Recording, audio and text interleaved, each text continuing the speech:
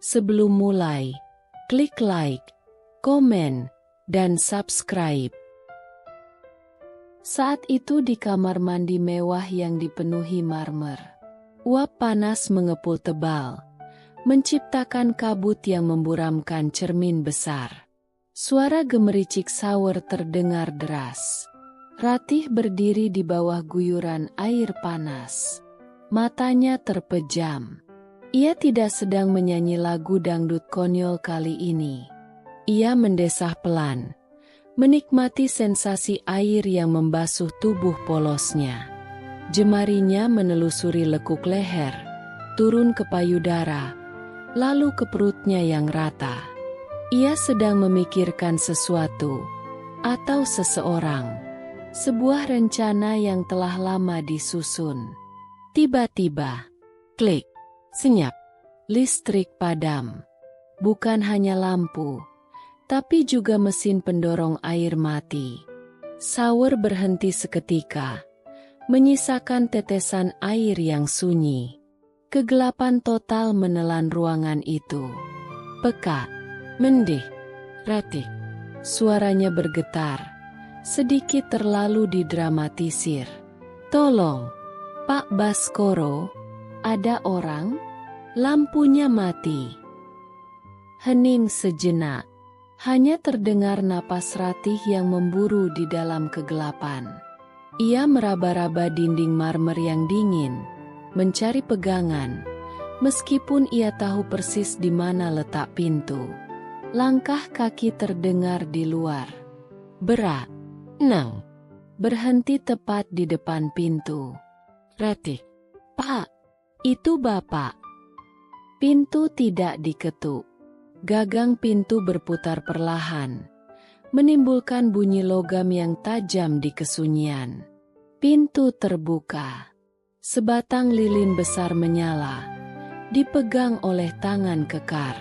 Cahaya oranye temara menerobos masuk, menciptakan bayangan raksasa yang menari di dinding basah.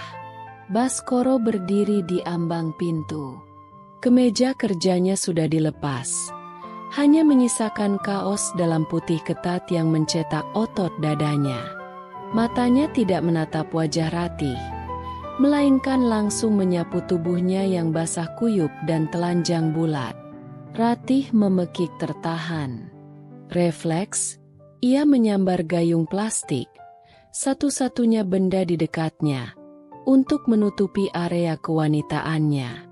Payudaranya masih terekspos, naik turun karena napas yang cepat. Suaranya berat, rendah, serak, katanya butuh pertolongan. Aku datang membawa cahaya. Jum. Ratih mundur selangkah hingga punggungnya menabrak dinding dingin. Bapak, ngapain masuk? Saya telanjang. Pak, keluar. Baskoro tidak mendengarkan. Ia masuk, menutup pintu di belakangnya dengan tumit kaki hingga terkunci. Ruangan itu kini terasa sangat sempit, panas oleh uap dan tegangan seksual yang meledak-ledak. Ia meletakkan lilin di atas meja wastafel. Cahayanya kini menyorot mereka berdua dari samping. Dramatis. Fitting lampunya rusak. Harus diperiksa sekarang. Ratih, Bapak bohong. Mata Bapak nggak ngelihat ke lampu. Baskoro terkekeh pelan. Ia melangkah maju, mengikis jarak di antara mereka. Aroma maskulin, keringat bercampur parfum mahal, menguar kuat, menenggelamkan aroma sabun Ratih. Kamu benar. Ada pemandangan lain yang jauh lebih menarik di sini. Pemandangan yang sudah lama ingin kulihat dalam kegelapan seperti ini. Baskoro berhenti tepat di depan Ratih. Jarak mereka hanya tinggal beberapa sentimeter. Panas tubuh Baskoro memancar ke kulit basah Ratih. Berbisik di telinga Ratih. Buang gayung konyol itu. Jum. Nggak ada gunanya nutupin apa yang sudah kulihat tiap malam dalam fantasiku. Ratih menatap mata majikannya. Rasa takut di matanya perlahan berganti menjadi sesuatu yang lain. Tantangan. Ia menyadari posisi Baskoro, pria berkuasa yang sedang kehilangan kendali karena nafsu. Ratih, Bapak gila. Kalau Nyonya tahu. Dia sedang di luar kota. Tak ada yang tahu kita di sini. Jum. Hanya ada aku, kamu, dan lilin ini. Baskoro mengulurkan tangan. Ia tidak mengambil gayung itu, melainkan mencengkeram pergelangan tangan Ratih yang memegang gayung. Cengkeramannya kuat, menuntut. Jatuhkan. Ratih menahan napas. Sedetik, 2 detik, ia melepaskan pegangannya. Gayung plastik itu jatuh berkelontang di lantai ubin. Kini ia berdiri sepenuhnya tanpa perlindungan di depan Baskoro. Baskoro mengerang rendah melihat pemandangan itu. Tangannya yang bebas terulur, menyentuh pipi Ratih yang basah, lalu turun ke leher, dan berhenti di tulang selangkanya. Kamu kedinginan, Jum. Tubuhmu gemetar. Ratih, suaranya berubah menjadi desahan tertahan.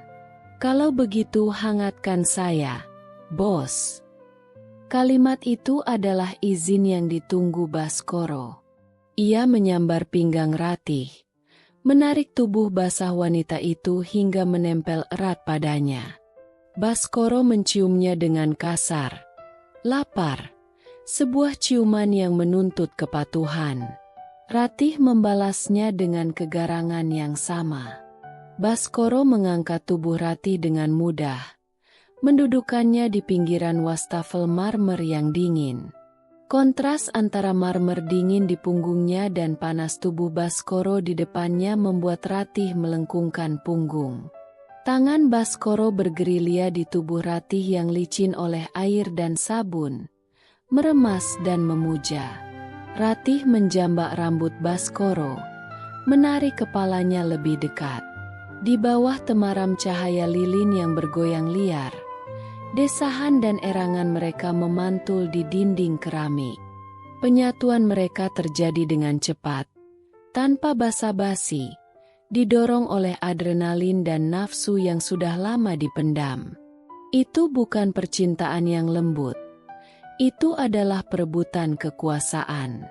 Baskoro mendominasi dengan kekuatannya, sementara Ratih meladeninya dengan keliaran yang mengejutkan sang majikan.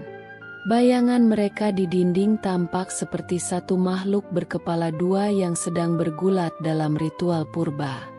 Klimaks telah berlalu, meninggalkan mereka terengah-engah. Ratih masih duduk di wastafel, lemas, bersandar di dada Baskoro. Baskoro memeluknya posesif. Napasnya masih berat di leher Ratih. Berbisik parau, penuh kepuasan. Mulai sekarang, kamu milikku, Jum. Jangan pernah coba-coba lari. Ratih tidak menjawab. Ia hanya tersenyum tipis di dalam kegelapan. Ia perlahan melepaskan diri dari pelukan Baskoro. Ratih, saya harus bilas. Pak, lengket tapi nanti lagi ya Pak. Biar aku yang. Tiba-tiba, jepret. Seketika mereka kaget mendengar suara itu. Apa yang sebenarnya terjadi? Nantikan di episode berikutnya.